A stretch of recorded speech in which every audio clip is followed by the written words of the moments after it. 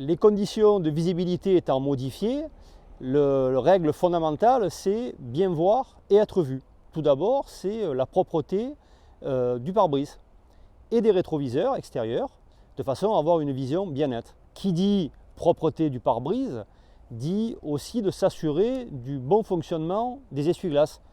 Il faut penser aussi que le changement d'heure, c'est le début de la période automnale, donc des pluies, et il faut avoir des essuie-glaces qui fonctionnent correctement. Et après les essuie-glaces, c'est de vérifier aussi qu'on a bien du liquide lave-glace dans son réservoir. Pour bien voir, il faut aussi avoir des feux de véhicule qui fonctionnent correctement.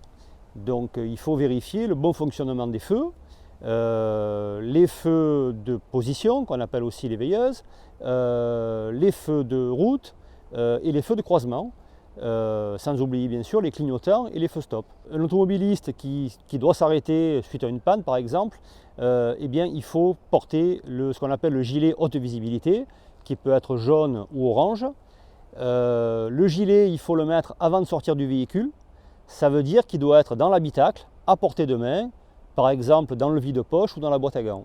Pour les personnes qui circulent en deux roues, le principal conseil, c'est de leur dire porter des vêtements ou des accessoires rétro-réfléchissants. Hein. Et pour les piétons, alors surtout les piétons en ville, la règle de base, c'est de marcher sur les trottoirs et traverser sur les passages piétons.